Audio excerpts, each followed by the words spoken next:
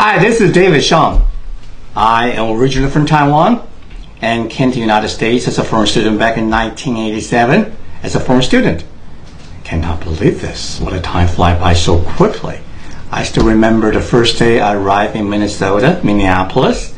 The temperature that day was a 45 degree minus, including wind chill factor. And can never forget what experience.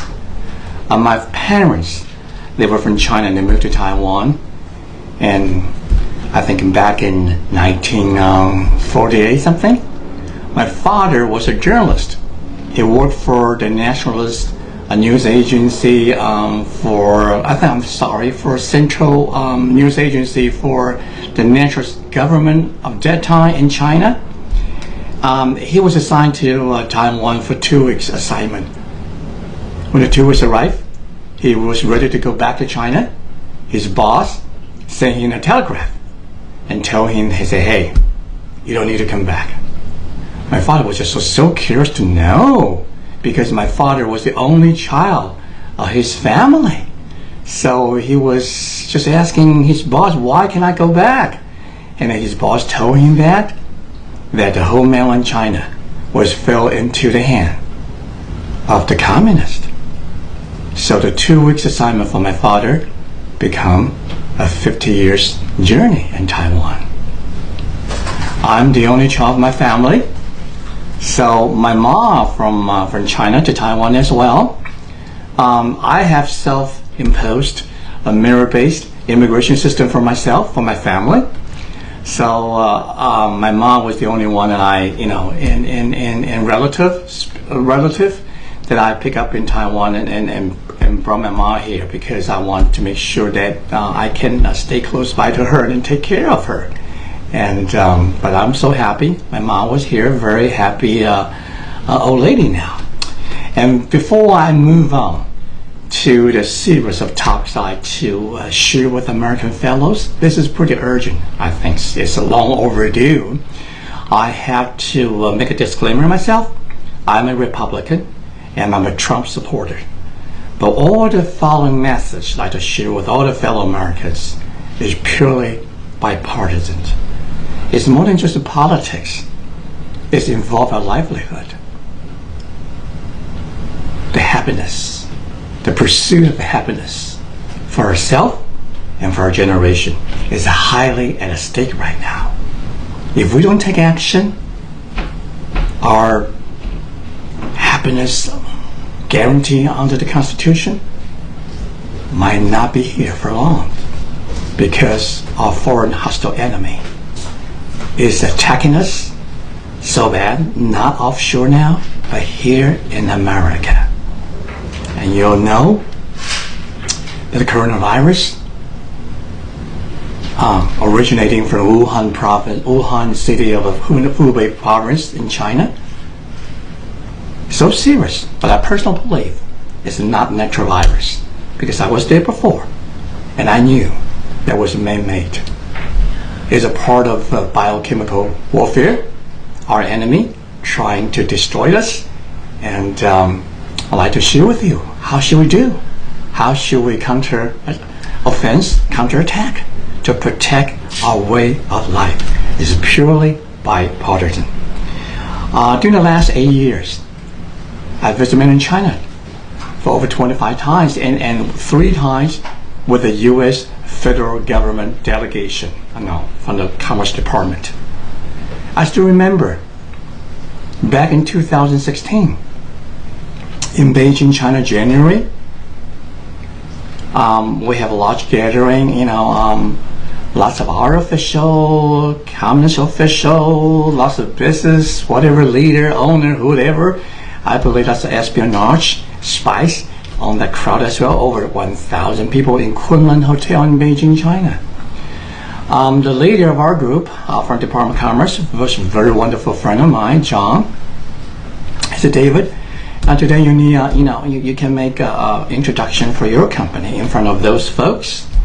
And I said, John, instead of making those introductions for my own company, I'd rather make something for my own country.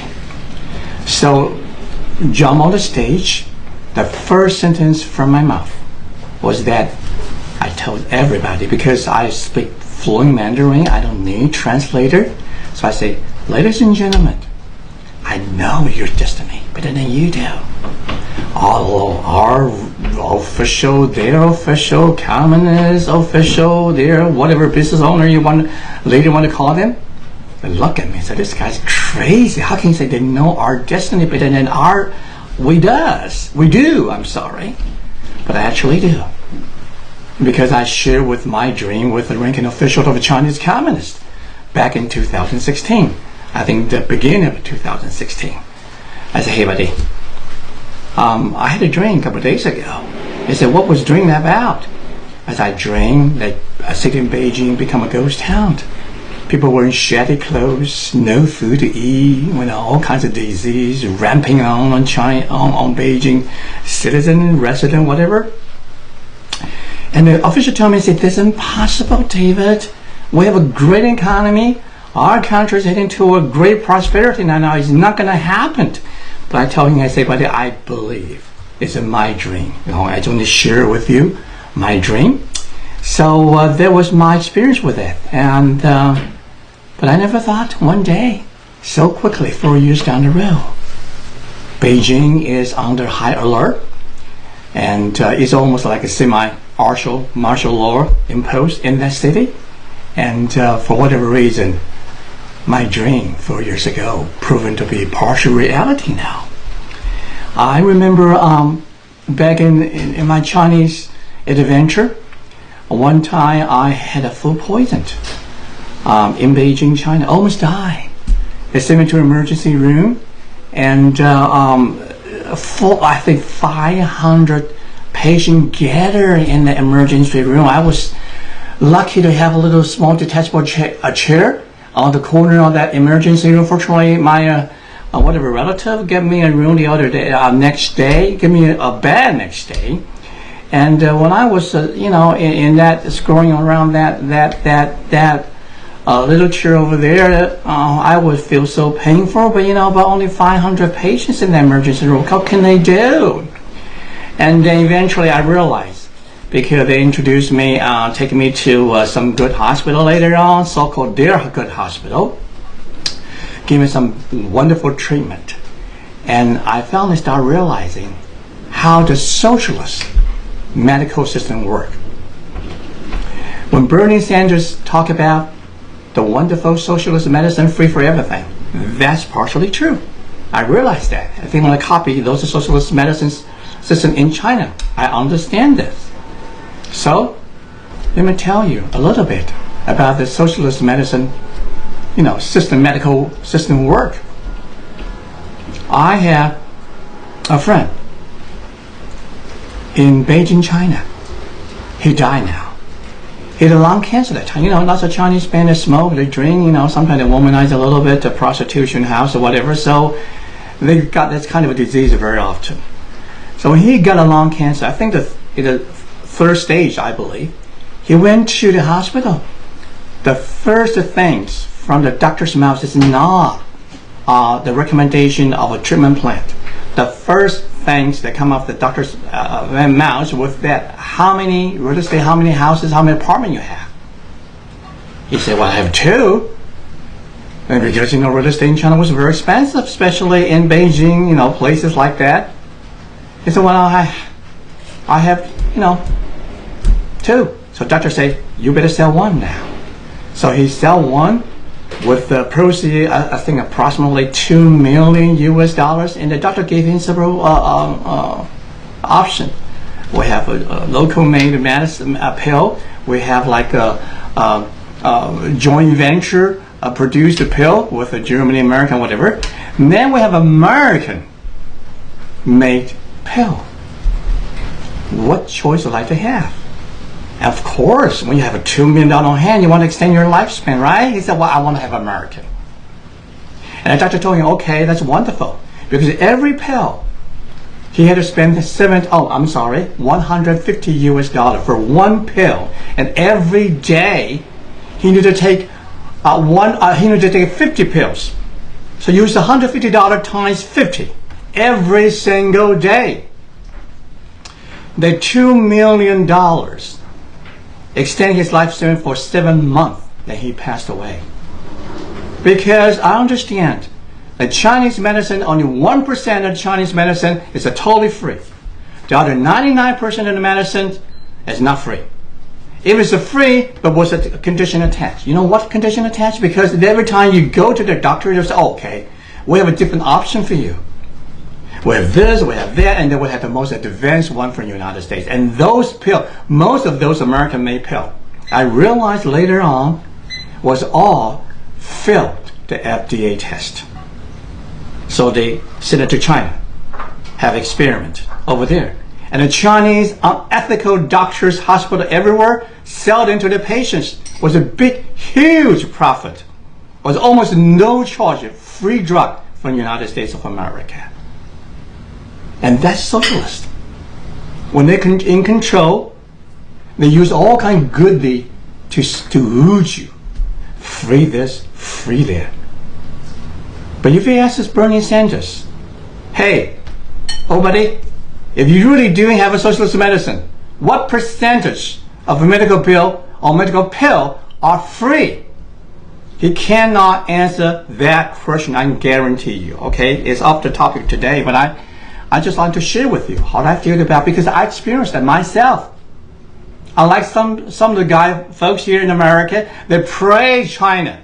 Oh, everything free. When you go there, you found out the most expensive one is in China, not in the United States. And Chinese communists, with all the appeasement policy adopted by the previous administration, president of the United States, they use all kinds of strategies to infiltrate the United States of America. Now the FBI finally realized it's so serious. So they set up a Chinese initiative project. They set up, an FBI set up China Espionage Center every state in America to show you how serious the problem is. So some stupid folks keep on talking about the Russian whatever. Russian, comparatively speaking, Russian GDP annually cannot even compare with one province in China called Guangdong province. Think about this. How much money can Russians spend on espionage infiltration in the United States? Excepting, they do some cyber whatever things. But the Chinese counter threat in America is not only cyber attack, it's everywhere in America. If we don't take action today, my fellow Americans, we are doomed. I'm telling you. I'm 60 years old, and I live a wonderful life in America. And I want to continue, your children and my children will continue the way of our life. Let me show you something how Chinese communists infiltrate in America. The first one they use is segmentally. What does segmentally mean is 99.9% of a Chinese immigration from China over the last 30 to 35 years, they lied about their communist affiliation on the application. And also they lied about their resource of finance. You can see, oh my goodness, why so many Chinese coming over here? They grab real estate like grab a cake in a bakery store. $3, $4, $5, $10 million, doesn't matter. I will show you later on in the following series how they convert those US dollars, how they obtain those US dollars, because most of them, those US dollars does not earn by them. So you see lots of people coming here, so they can just go ahead and you offer a $1 million. That's okay. We'll give you $1.5 million. And most people, oh my God, we're so happy. The moment you say so happy, okay, you want their money, they want your life. So gradually, segmentally, they send all the visa overstay. All the tourists become a visa overstay. And so all the seniors coming to America that you have, the United States government support their seniors with visa overstay, so on and so forth. One terrific example. When I joined the U.S. government delegation, and to China. We stopped by, we had a barbecue in the General Council in Shenyang city of northeastern China. That Shenyang City Immigration Office have all kinds of scandal going on. And then I asked the General Counsel, I asked him specifically in his home, or his backyard for the barbecue. I said, why allow so many lowly educated, undereducated, and very rude, very barbarian-like, a woman, man, whatever, from your part of the region coming to America? Why? Why did they come over here? Do we have like immigration, like framework, guideline, who we're supposed to give a visa to? I never got an answer. But I can tell you, American fellows, today, those lowly educated, uneducated, especially women from those areas, they come here, tens of thousands of them. Because visa overstay, you know where they are right now? They are in most, you can see your neighborhood. The spa, the food massage center, the high behind those center. And they provide sex for those stupid American men to go there to seek a cheap sex. Oh my, $60, $80, wonderful, have a wonderful sex. But they didn't know that. Lots of women before they were sending over here get the visa coming to America. The Communist Party official in those areas give them orientation, seminar, whatever. In essence, they can carry the Communist Party's glory mission to America and spray those sex disease to America. Our goal, their goal, is to destroy. Lots of men. Think about this. If they have tens of thousands, those spa massage centers. I pass through lots of them, okay? And look at those people. Those are security guard, everything. Well, those men, I can tell, they are the old officer, whatever soldier from the Liberation Army. They came to American with a civilian passport. They got everything. They lie on everything. And then, think about this. It was just every day across America. Every day in America, now we have 800 people killed on the highway. Now, if they can just spray the sex disease to 800 men in America per day, and those people go out and have a sex, lie about their sex in that massage center, right? Most of men do that. And they go back, have a sex with their wife, their girlfriend, their same-sex, whatever, whatever, right? The sex disease spread out. And those sex disease spreading is more horrible than this coronavirus. So far, the coronavirus, only one people die. But all the news media focus on that, never focus on this kind of a next wave of sex-related disease that will kill so many Americans. And I think the second strategy they have is a bunch of students. They have like 300,000 students now in America, and they become their own foreign. Then when they come to America, when I was a foreign student, I come here to learn American way of life. Along the way, I experienced so many racial discrimination, but forget about that, still we move on. But all those folks, they come to corruption family. The corruption family or just a second, third generation, whatever, from their party official, whatever, founding father, mother, whoever, that come to America carrying all those kind of illicit assets from their parents. So they can buy all kinds of very fancy cars, go to high school, whatever, and they still refuse to melt themselves into local culture. They still get together. They use their own social media. They still listen to their bullshit central television station, 100% of news from that station, the fake news. They still listen to them. And then they carry out their party mission here in America. And third, they buy real estate. They have owned so much RDAP that we and trade surplus as well, right? On top of that, their central bank, what they call the People's Bank, they keep on printing in large quantity of their renminbi and then use a large quantity of renminbi artificially stick with the US dollar, pick with the US dollars. And those corruption class, they use those large quantity of renminbi to go through Hong Kong, because Hong Kong is a free and for a reserve, whatever area, they can do foreign exchange very easily, and they then convert into large quantity of US dollars. And then they come to our country and buy real estate, kick out those local Americans. So lots of Americans in California now. If you look at American in Los Angeles especially, they have tens of thousands of Americans got kicked out from their house. They can't afford it anymore. Because why? Because a bunch of real estate have been grabbed up by the communist China. And we feel happy about that. Some law firm, some real estate agent, they feel so happy to serve those people. When you want their money, they want your life. Now, they gradually form their own residential area. Then the next step, they form their own commercial district. They're moving so many their restaurants in China, whatever chain restaurant, all the lots of restaurants of those restaurants are owned by the Communist Party, not by private entrepreneurial.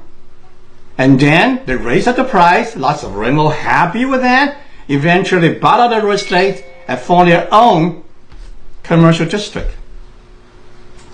What happened? Eventually, they form their own constituencies. When they form their constituency, the time comes to vote. So they will buy out those local politician, official, police officer, police commission, whatever. I saw them in Houston. And then, who they listen to when they come to vote?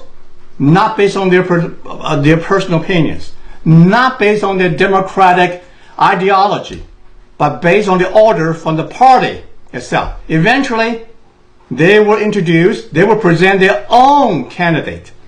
And those candidates, I can guarantee you, are trained by the communists in China as espionage. Now they have a legal way to infiltrate the United States political system now. So, who got hurt? But they have a 1.5 billion population. How many population we have? 3.25, right? 325 million population. On top of that, the tourism, a baby tour, delivered, based on my estimate, at least 1 million. So far. Think about this. If you're American, you go to overseas, and if your children were born in overseas, your children cannot run for president of the United States. But those communists, tourism, baby tour, whatever coming here, even though they're bringing back, still continue their communist education, their children can run for the president of the United States one day. Fellow American, please be aware of this. So, today, this is the first video I'm going to take to show you how you should prepare for yourself. If you remember, the virus, coronavirus, when it attack you, the virus will not differentiate your race, religious belief, political philosophy, or political party affiliation, whatever. They just attack you. Okay, and I have a personal belief. This is the first step from the communists in China. Every American need to be a Chinese communist espionage blockbuster for the survival of our country, your children, yourself, next generation, and the generation to come. And I'm going to show you what you should do and my thought on this issue from the next video and move on. Thank you. May God bless you. Have a good day.